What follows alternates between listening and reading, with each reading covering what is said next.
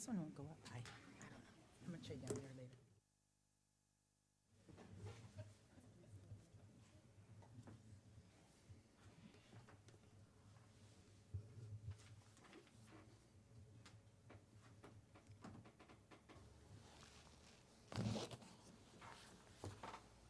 Is that so they can hear you better? Is that Jen's idea? Probably.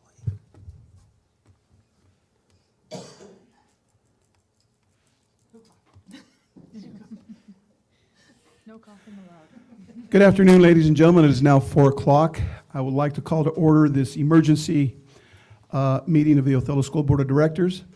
And seeing how, in a roundabout way, this is a civic event, I would like to open this meeting with the flag salute.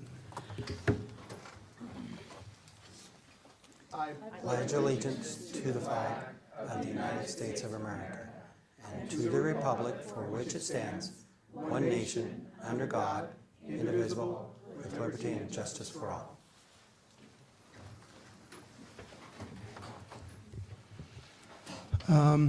I think as well, not just as a nation, as a world, we are in a very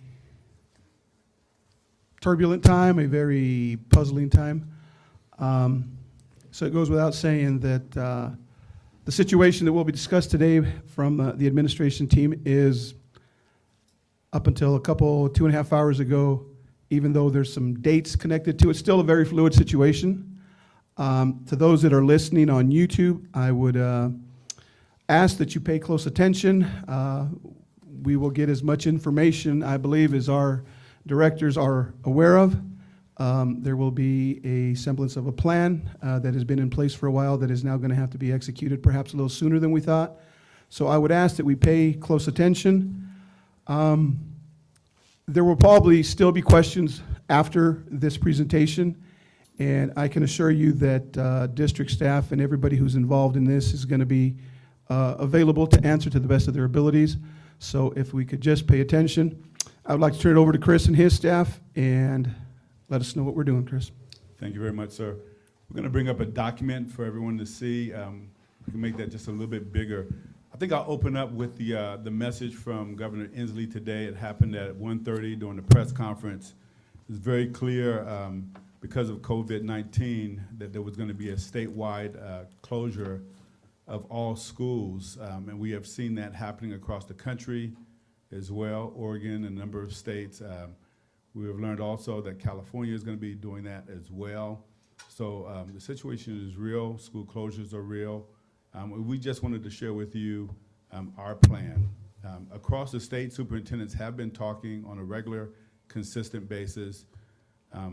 Every superintendent has been given the expectation by our state superintendent, Chris Reckdahl, regarding ensuring that your district, our district, has an extended school closure plan. So that was shared with us by Superintendent Chris Reckdahl. Everyone has been working diligently. Every superintendent in the state's 295 districts have been working on their extended school closure plan. So I will share with you, that is really the purpose of this meeting, is to really share our plan, and really for you to ask questions, board, clarify if you have questions as well. One of the things I'll share with you, we're committed to getting the word out, and I'm going to turn it over to Talia, who's my executive assistant. She's just going to talk a little bit about our communication plan, how we're going to get some of this word out. And again, it's fresh. We just received the information, but we're committed to getting it out. We're currently receiving lots of questions about COVID, and we've gathered together as a team to come up with lots of frequently asked questions and kind of like a document that we are running down and adding all of our questions on there. We have lots of target audiences. Of course, one of our target audiences, our board. We have our administrators, our staff, our students, and definitely our parents and our community members.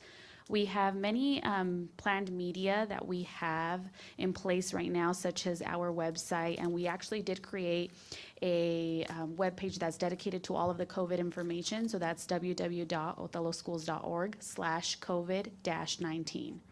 And on top of that, we also have our Facebook page and our Instagram page where we will be updating frequently. Anytime that we have something updated on the website, it will definitely be on our Facebook page as well.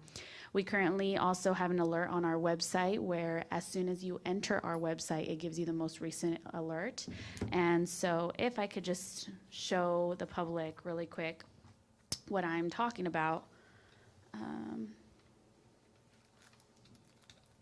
As soon as you enter our website, there's an important message, and that is the most updated message that we have today of schools closing and Governor Inslee's message from today.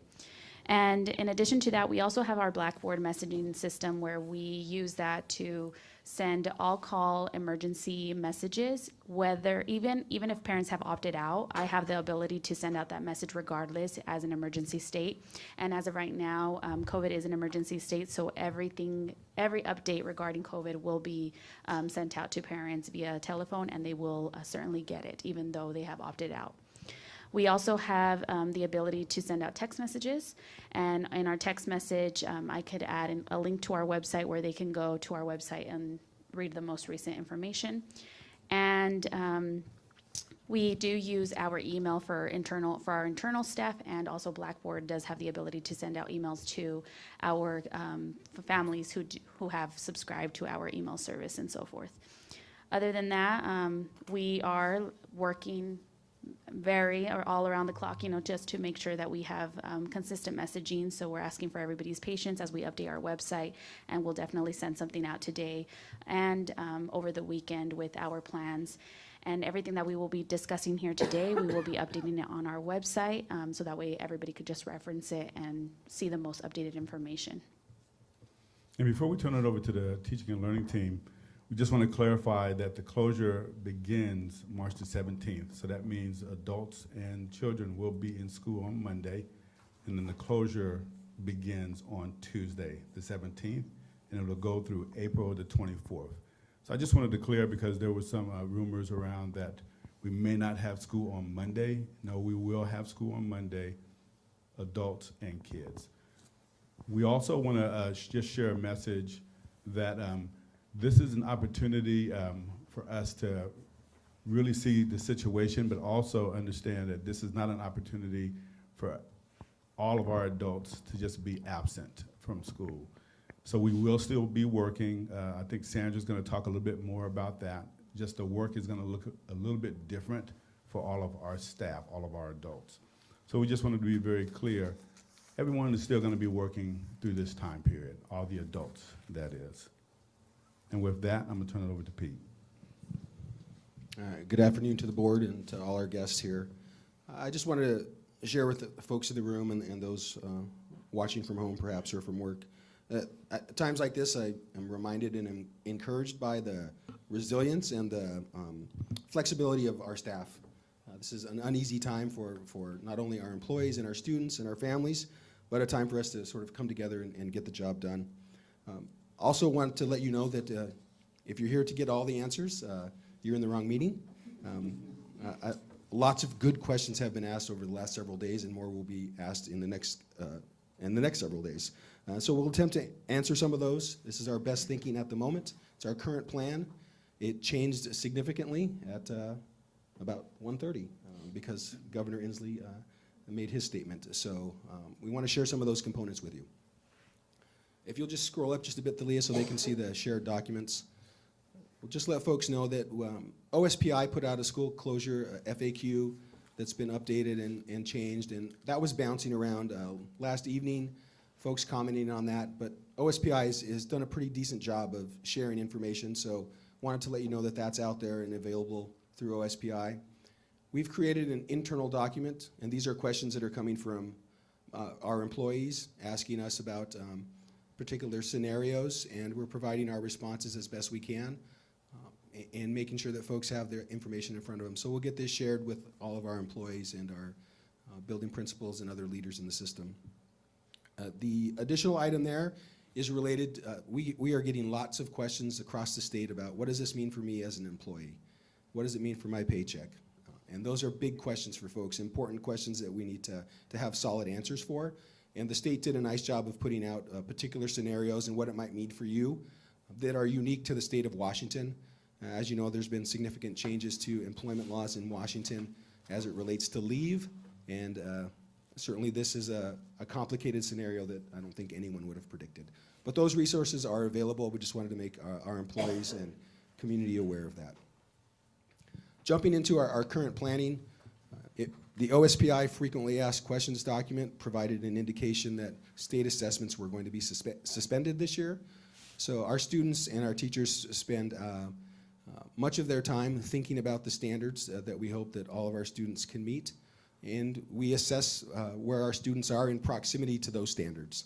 And we share that with our community and the board. We will not have that opportunity this year, but I think it's important that our students and our teachers and our community here that we still need to share with the community how our schools are doing, how our kids are doing. And we have lots of smart people that work in our schools that will be able to share with you what's the progress been towards the ends. It will not include state assessment data this year, but there are some interim assessments we can access. We have some locally developed assessments. We have some other portfolios that we use, STAR assessments, those kinds of things. So we'll be able to provide evidence about the hard work our students have done throughout the year. But it will not be in the format of a state assessment. Moving on to meal. Now, so I think it was important that we talk about that one first because the primary function of the school is to, to provide a high quality education that moves us towards the ends. But lots of things happen in schools that may not seem tied to reading and writing. One of them is around meal service, and we know that in our community we qualified for the community eligibility program. Many of our students, food scarcity is a real issue for them. And so the governor and Superintendent Reichdahl have been really clear about the expectations around providing meals for those kids in our communities. Jeanette Root, who's in the room, our director of food service, she had a webinar about 30 minutes ago. And so I'm so certain that there are questions and answers rolling around in her head. But what we've talked about is providing meals to our students during the closure. Initially, we've talked about using the Othello High School bus loop, Wahitas bus loop, and Hiawatha loop as 3 distinct areas in our community where kids could walk up, grab a sack lunch or breakfast, and head home. We've also talked about mobile delivery options, utilizing our transportation staff, and visiting some of the more populated centers that our students live in. So certainly going to be something that happens in our community. We'll meet with Jeanette over the next couple days to learn from her and what the state shared with her this afternoon. But we will be providing meals for our students. The governor was also very clear that they're going to require school districts to provide childcare for healthcare workers and first responders. So we know in our community that a primary driver of folks working in healthcare are at CBHA. So we've had some initial conversations with the leadership team there. Sandra's had a chance to talk with them this afternoon. They're generating a list of potential employees and children that would access that resource. So it will give us a good idea of the kind of staffing we'll need. Our initial thinking, just for proximity, is that we would offer that service at Wahitas. That might be news to the Wahitas staff, but it just made sense to us. So we'll connect with Othello Community Hospital. Certainly some work to be done around connecting with Adams County Sheriff's Office, OPD, the fire department, other first responders that we identify in our community to let them know that that would be a service that we're going to provide. We have also been talking internally about Superintendent Reichdahl spoke today about students living in poverty and in other communities, making sure that there were opportunities for childcare for some of those families. Most of our children are living in those circumstances, so we're going to have to think through that one carefully. Is there another filter that we use to decide who might be able to come in for childcare? But at a minimum, we will provide it for healthcare workers and first responders. Have you thought about just opening? I'm sure that there are more healthcare workers than just those 2 locations. About how to find those, I guess, as well. I mean, that might not even be something that you're ready to. Yeah, but I'm sure there's others. Yeah, that's a good question. The last comment there, we know there are folks that perhaps live in our community, but someone's a nurse in Moses Lake, but they have students here. So we want to reach out to those folks. This is our initial message. I'm sure Thalia will get she'll use our modes of communication to get that message out. But we want to make sure that we give everyone an opportunity to access that. I'm sorry, I'm not sure if I can ask a question. Did she ask a question? I'd rather we wait, if you could jot it down. Yeah, Okay. Class of 2020, graduation is coming up. I see Mandy Perez in the audience. Her son's going to graduate. I see Patrick Acevedo's mom's in the audience. He's going to graduate. My daughter's going to graduate, I think. So those kids are concerned about what's going to happen with graduation.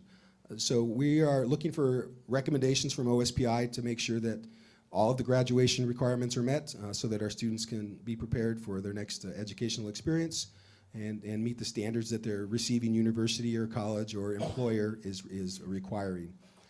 Amy Paris was working closely with the high school staff to collect a list of specific requirements. What's the bare minimum we could offer to get kids to the graduation finish line? So they were generating that list today, and we'll comb through it again on Monday.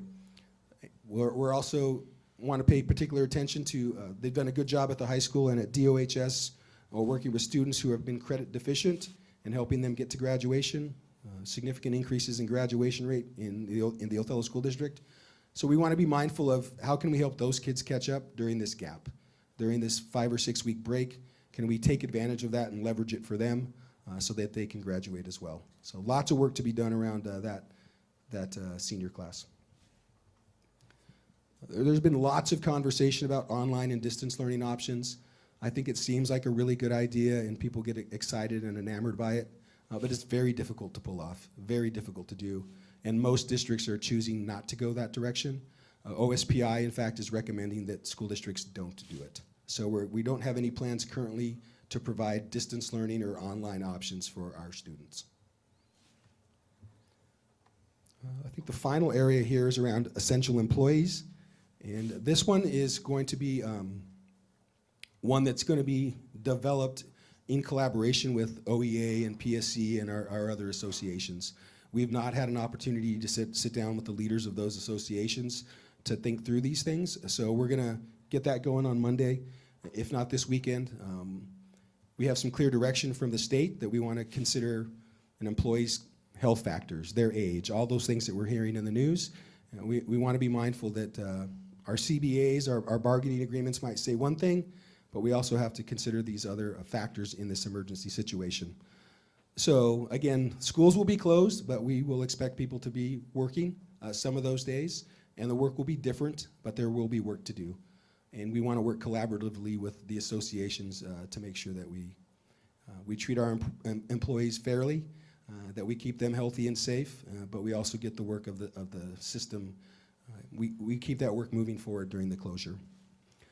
The OSD departments, that was just a quick brainstorm. Probably not pertinent for this meeting, but talking about who might be an essential employee, and we want the associations to help us think through that a little bit. Yeah, I think that was the last item on the current planning.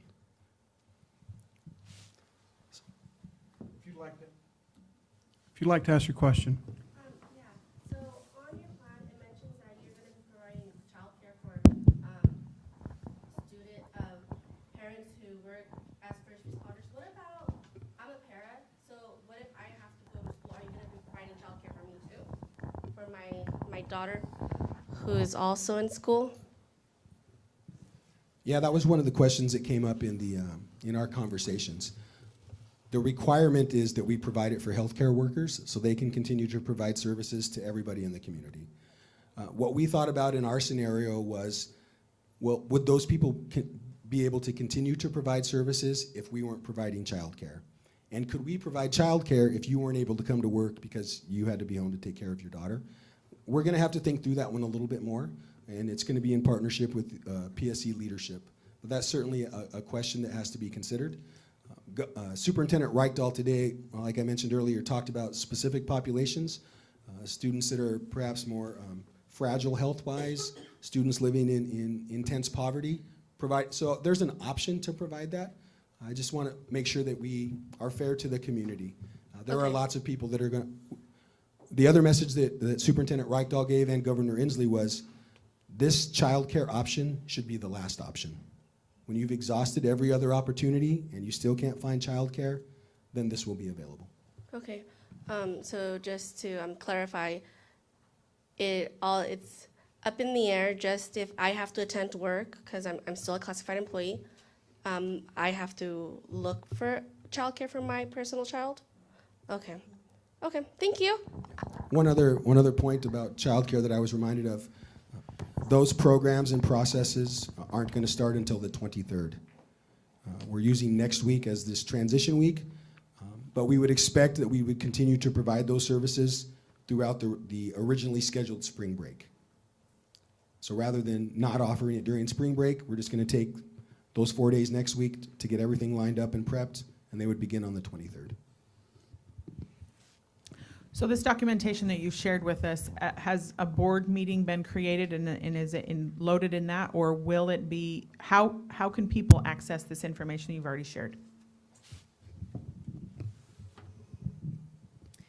We will be updating the website. So we will be, everything that we have on there, we will be doing some frequently asked questions, and we will be using the information that we have in that document to post on our website so that everybody could just keep referencing everything that we just spoke about today. I have a question. I understand this was not your call directly, it was the governor's call, but what's the purpose of school for Monday? I've had parents call me and say, like, my kids, I don't even want to send them on Monday. It seems like a total waste. And I'm like, I need more information. I would assume that the purpose for Monday is for us to have the opportunity to communicate. Probably the students as well. I think, just being very honest, I think the superintendents across the state was asking for the 23rd. So that would provide us the opportunity to speak with board members, to speak with community members, to speak with students, and to speak with staff as well. I think they decided on the 17th, but I would say that probably the 1 day is just for communication immediately. Okay. And then Will parents be in trouble if they don't send their kids on Monday? I think parents at any time can make that decision Okay. about their kids' attendance. Okay. Is there still a 2-hour late start, or are you going to let everyone know back to normal? There is a 2-hour late start. Or an hour and a half, Monday. hour it is? Yeah, in the And morning. then also, we'll put it on the webpage and Facebook as well. Okay, so it's continued late start. Okay. Yes. Another question, will teachers be providing kids with any sort of like homework packet? I mean, I can see sending kids Monday if they're gonna be getting some things to work on at home during the 6 weeks, so maybe some book assignments or things like that. Is that something that's gonna be part of the plan? Well, I think that's certainly an option. We were expecting a closure to come perhaps a week later. Yeah. We're going to make some of those days up, and online learning, a packet at home, it might help a little, but nothing beats a teacher, right? Right. A really good teacher in front of a student. So we've thought about how could those meal packages be used to provide sort of continuous opportunities for kids to continue to work on their literacy and math skills. So again, some really good thinkers in our schools and some really creative teachers that I think will help us consider some options, but nothing really formalized just yet. Okay. And you said we're gonna make this up. Will that be at the end of the year? Are days gonna be added on, or is this, like, we're still good for June 6th? Yes, so we've been given direction that our graduation date will not change. Okay. And then also June 19th will be, I think, our last day, our scheduled last day. And then we can apply for a waiver as well, so we don't have to make up missed school days. So that's been communicated to all superintendents across the state. Also, some of the teachers are wondering if they are going to go, is there going to be a certain schedule, or are they just, the whole 6 weeks they will be going to school? Or do you have a schedule out for them to know? Right. Yeah, that's a great question. Again, folks want to know when they're supposed to be at work and how they're going to get paid. So this afternoon we started to break down the calendar, and I'm just going to do the math without having it in front of me, but if there were 29 days involved in the closure, but 5 of those were the traditional spring break, now we're down to 24 school days. But we're going to make up 10 at the end because we're going to go to the 19th. That gets us down to 14. So during this 29-day closure, how do we make up 14 days? And do we bring every employee in? Do we just bring a couple sites in? The rotation, those kinds of things. When the principals were here watching Governor Inslee and Superintendent Reichdahl this afternoon at 1:30, and so they're working with their teams to think about that work, but certainly there'll be a calendar that goes out to our employees. And we hope that on Monday during that PLC, we could communicate some of those messages to our teachers and classified staff. Just to clarify, they'll continue to get paid during this hiatus? Or how does it, yeah? So the word also from Superintendent Reichdahl is that we're still receiving apportionment from the state, so everyone is still being paid. Okay. For getting this information at after 1:30 and having this plan by this stage, I know that there's still a lot of balls in the air, but I think that you're a lot further than probably many other places because you already saw it coming and we're already starting to discuss it. So I appreciate that there's still a ton of questions, but that you're this far ahead at this stage. I know that many people might not feel that way because of their careers, their jobs, and all of those kinds of things, but I see the amount of emails that I've been getting over the last few days. I've seen that you've already been doing a ton of prep work and preparing, and so I appreciate that we're further ahead than, and that we had a pandemic plan and all of those kinds of things. I know that you still feel like I'm going to be working 24/7 for the next 12 days, but. We have a great team. I agree with Jen. Not all heroes wear capes, so good job, guys. Another question, what about spring sports? What does this mean for that? Is everything closed? So this afternoon, around noon, the Central Washington Athletic Association released, their athletic directors released a press release saying that all events were canceled through April 12th, and that if there was a school closure, practices were to be canceled as well. So it's our understanding that those would be on hold. It was extended till April 27th? Yeah, so they'll be on hold. Okay. During this closure, are we going to do a massive cleaning or sanitizing or? Yeah, our initial planning, even before this announcement, Greg Foltz was working on coordinating substitute custodians to come in and help our everyday staff to get some of those areas that maybe need additional attention. So absolutely, that will be part of the plan.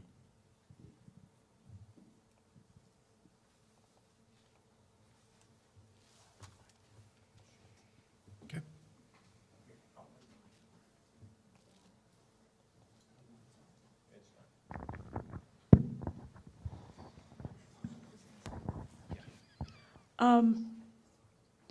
Is this a hard closure for the entire period? Could there be a lifting of it before the 24th of April?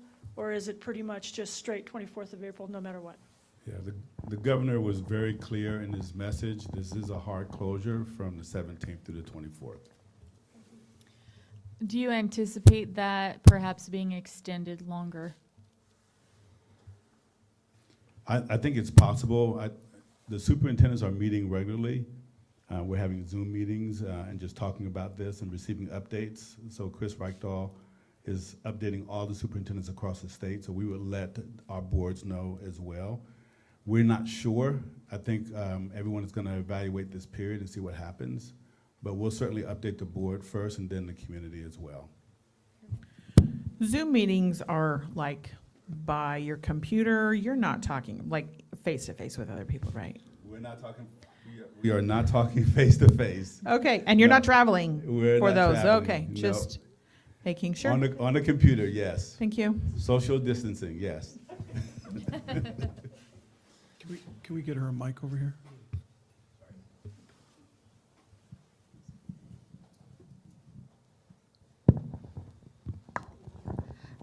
I have a question. So I mentioned I'm a classified employee. We were scheduled to do training, the paraeducator training, towards the end of the school year. Has that been moved? Has that been moved up, canceled? Yeah, we have significant professional development, I believe June 8th and 9th that's scheduled. So certainly that's going to have to be adjusted. We'll have to move that calendar out. Another option to consider, though, is if the number is 14 days that we have to make up, perhaps moving some of that work into those 14 days.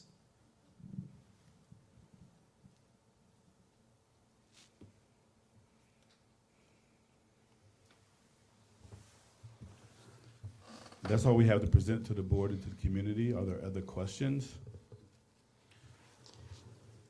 No, and I know this is an ask of everybody in this room and everybody that's listening. There's so much out there, and it's just confusing people. Some of it is true, some of it is not. So if we could have our sources as frequently updated as we can with truth. And I would ask our community to rely on the information that's coming from the district. Maybe other districts are doing something different. That doesn't mean that OSD is doing it that way. I would like to, I mean, I feel unqualified to deliver this statement, but community of Othello, this is our chance to show our resiliency. We're a strong community. Let's be part of the solution and not make this problem bigger than it is. To the best of my knowledge, 0 confirmed cases yet of COVID-19. Based on what the experts are saying, that's going to change. None of us has control over that. But what we do have control over is some of the stuff that's going on today, the social distancing, the washing of hands, all the recommendations that the health organizations are putting out. Some of us may think that that's unnecessary. Some of us may think that it's overreaction. That's what we got to do. We live in a society where if we heed to those things, the chances of this being contained and not spread more, obviously, it's going to be better. So I want to join the rest of the board in thanking our district staff for being at the vanguard and being ready for this. Myriad of questions I'm sure remain from a lot of people, even in this room, that based on what you've heard, you've like, well, they haven't answered it. There will be a time for an answer. Next week will be crucial for most of the people in this room today to get these plans crystallized. And is everybody going to be happy? Let's be honest with ourselves. No. But this is our time to shine as a community, as an employee of this district. There may be more asked of you than there normally is. And I would hope that for the betterment of the entire community, of our kids especially, we do everything we can and come together and let's make this the best 29-day or 27-day closure that's ever happened. So having said that, again, I appreciate everybody who is here today. Those of you that are listening, thank you for taking time out. And again, Othello, community of Othello, let's stay strong. This too shall pass. Let's cling to our faith. Let's come together more than ever and show the world, not just this state, that Othello can get through this and we will get through this. Having said that, I thank you once again, and this meeting is adjourned.